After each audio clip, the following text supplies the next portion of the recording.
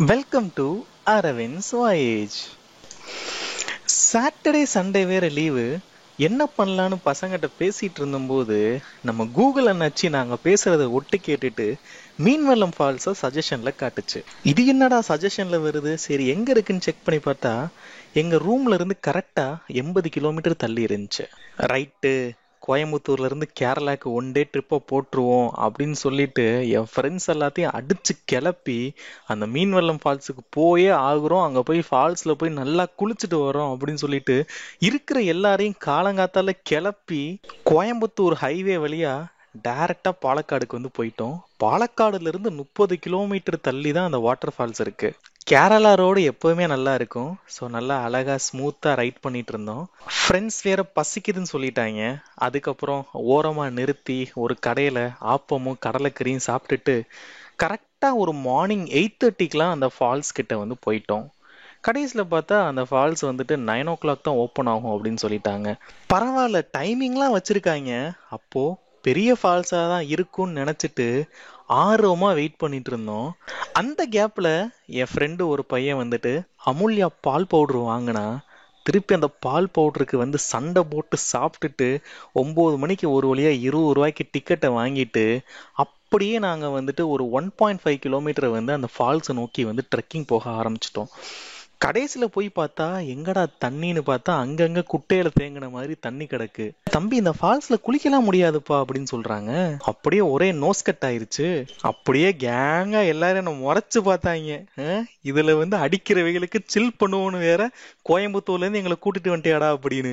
சரி விடுங்கடா விடுங்கடா, அப்படியே ஜாலியா அப்படியே பைக்ல ஒரு ரைடு வந்தோமே அப்படின்னு சொல்லிட்டு சமாதானப்படுத்திட்டு ஒரு வழியா போயிட்டு இருந்தோம்.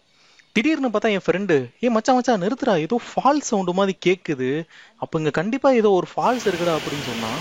நாங்களும் பைக்கை ஓரமாக பார்க் பண்ணி பார்த்தா தூரத்தில் வந்து ஒரு ஃபால்ஸ் மாதிரி தெரிஞ்சிச்சு. அதில் குளிக்க முடியுமா முடியாதுன்றது நம்மளுக்கு தெரியாது, ஏன்னா ஃபர்ஸ்ட் நமக்கு சேஃப்டி தான் முக்கியம். கடைசியில் பார்த்தா அந்த லோக்கல் பீப்புள்ஸ்லாம் அங்கே வந்து குளிச்சுட்டு இருந்தாங்க. அப்போ அங்கே போய் குளிக்கலாம்டா அப்படின்னு சொல்லிட்டு அப்படியே பைக்கை ஓரஞ்சாரமாக நிறுத்திட்டு அப்படியே அந்த ஃபால்ஸை நோக்கி கீழே இறங்க ஆரம்பிச்சிட்டோம். அதுவும் பார்த்தீங்கன்னா ஒரு மினி ஃபால்ஸ் தான், பட் யாருமே இல்லை. தண்ணி செம்ம ஜில்லா இருந்துச்சு. கிட்டத்தட்ட ஒரு 2 hours கிட்ட வந்து அங்கே டைம் வந்து ஸ்பெண்ட் பண்ணோம். ஆழமும் பார்த்தீங்க அப்படின்னா ஸோ ரொம்ப பெருசாக இல்லை. ஸோ நாங்கள் போனது சம்மர் டைம். ஸோ அதனால வந்துட்டு மழை எதுவும் பெய்யாதனால வந்துட்டு லிமிட்டட் தண்ணி தான் இருந்துச்சு. ஸோ ரெய்னி சீசன்லாம் நீங்கள் போகிறீங்க அப்படின்னா பார்த்துக்கங்க. ஃபர்ஸ்ட் ஆஃப் ஆல் இந்த ஃபால்ஸ் பேரே என்னன்னு எங்களுக்கு தெரியாது. நாங்கள் பிளான் பண்ணது மீன்வெல்லம் ஃபால்ஸ், கடைசியில் நாங்கள் வந்து சேர்ந்தது இந்த ஃபால்ஸ். அப்படியே ஒவ்வொரு ஆளாக வந்துட்டு சில் பண்ண ஆரம்பித்தோம். வழக்கம் போல் நம்ம தான் ஃபர்ஸ்ட் இறங்கி அப்படியே வந்து ஒரு ஸ்விம்மிங்கை போட ஆரம்பித்தேன். ஆழமே இல்லைடா வாங்கடா அப்படின்னு சொல்லிட்டு அப்புறம் எல்லாரையும் கூப்பிட்டேன்.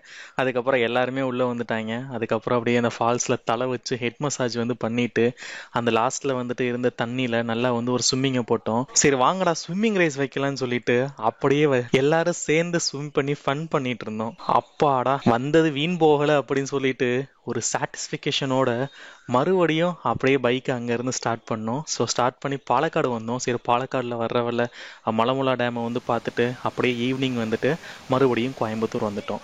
நீங்கள் கோயம்புத்தூரில் இருக்கீங்க அப்படின்னா ஸோ தாராளமாக வந்துட்டு இந்த ஒன் டே ட்ரிப்பை வந்து ட்ரை பண்ணி பார்த்துக்கலாம். ஸோ ஒரு மினிமம் பட்ஜெட், ஸோ எங்களுக்கு வந்து பார்த்தீங்க அப்படின்னா பெட்ரோல் சாப்பிட்டது எல்லாத்தையும் சேர்த்து ஒரு ஆளுக்கு பட்ஜெட்டு 500 ரூபா தான் ஆச்சு. ஸோ நீட்டாக சிம்பிளாக முடிச்சுட்டு நல்லா ஃபன் பண்ணிட்டு ரூமுக்கு வந்துட்டு அதுக்கப்புறம் அடுத்த நாள் வழக்கம் போல பேக்கை தூக்கிட்டு ஆஃபீஸுக்கு போக ஆரம்பிச்சிட்டோம். It's Aravind's voyage. ஸோ இந்த மாதிரி இன்னும் நிறைய டிராவல் வீலாக்ஸ் தெரிஞ்சுக்கிறதுக்கு ஸோ நம்ம சேனலை மறக்காம சப்ஸ்கிரைப் பண்ணுங்க.